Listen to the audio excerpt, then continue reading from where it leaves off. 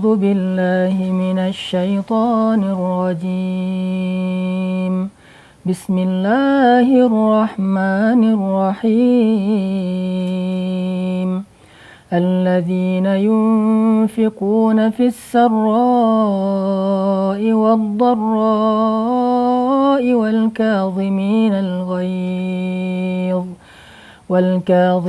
الغيظ والعافين عن الناس والله يحب المحسنين. Sadaqallahul Azim. Assalamualaikum warahmatullahi wabarakatuh. Selamat sore millennials. Kita kembali lagi di program Sore-Sore Berkah, berkah terus, Masya Allah. Tadi kita mendengarkan bacaan Al-Quran Surat Ali Imran ayat 134 tentang anjuran menjaga diri dari marah. Nabi SAW pernah menyampaikan satu nasihat tentang marah yang kayaknya banyak anak kecil juga hafal, dan ini nasihat keren banget. Kata Nabi, La taghdab falakal jannah. Jangan marah maka kamu dapat surga. Kenapa Nabi sampai ngomong kayak gini? Karena Nabi tahu marah itu sesuatu yang berat. Orang untuk bisa nahan amarah itu kalau nggak ada sesuatu yang kayak gantinya yang lebih besar, kalau nggak ada reward yang sangat spesial, kayaknya agak berat untuk nahan diri dari marah. Makanya Nabi nggak mengatakan jangan marah kamu dapat kebaikan, jangan marah kamu dapat pahala, jangan marah kamu akan bahagia. Nabi nggak ngomong gitu. Nabi nggak nanggung-nanggung ngasih reward untuk orang yang bisa nahan amarah. Itu adalah reward yang paling tinggi, yang paling mulia, yang paling spesial adalah surga. Makanya Nabi bersabda, La taghdab falakal jannah. Jangan marah maka kamu akan dapat surga. Sehingga seorang muslim, apalagi pas kita lagi puasa ya, cobalah kita renungkan kembali tentang nasihat Nabi tadi. Kalau misalnya kita lagi kepancing emosi, apalagi lagi lapar, biasanya lebih gampang tuh kepancing emosi. Saya dulu pas lagi kuliah di Kairo tuh sering ngeliat orang di jalan tuh suka marah-marahan pas bulan Ramadan.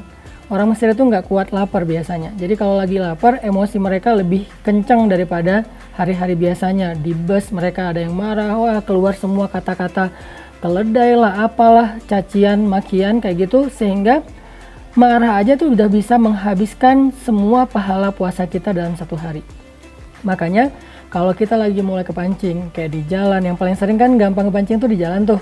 Ada yang usil, ada yang gak taat lalu lintas, ada yang malah mungkin ada ibu-ibu yang sen kiri beloknya kanan, atau mungkin ada bapak-bapak yang emosional ngeplototin kita padahal dia yang salah, dia marah duluan, kayak gitu-gitulah ya. Gimana caranya biar kita bisa nahan amarah? Ingat kata Nabi, kalau kita bisa nahan amarah maka gantinya adalah surga. Cuma nahan amarah doang. Mau marah nggak jadi, kita diam nih. Mau marah nggak jadi, kita alihkan perhatian dengan yang lain. Kita lagi jalan bareng dengan pasangan nih di mobil, lagi nyetir. Pas mau marah, udah ganti aja topik pembicaraan supaya kita nggak concern dengan objek yang bikin kita bisa marah. Makanya Nabi mengatakan, La taghdab falakal jannah. Terus ayat yang tadi saya bacain di surat Ali Imran itu, Allah mengatakan, Wal kadhiminal ghaiz. Cara nahan amarah itu adalah dengan ditekan. Kazimin itu menggigit. Arti menggigit itu sekuat tenaga, bukan hanya ditahan tapi digigit. Artinya emosi kita yang pengen keluar, seperti orang yang menggigit sesuatu supaya nggak lepas tuh, kayak gitulah harusnya kita menahan amarah.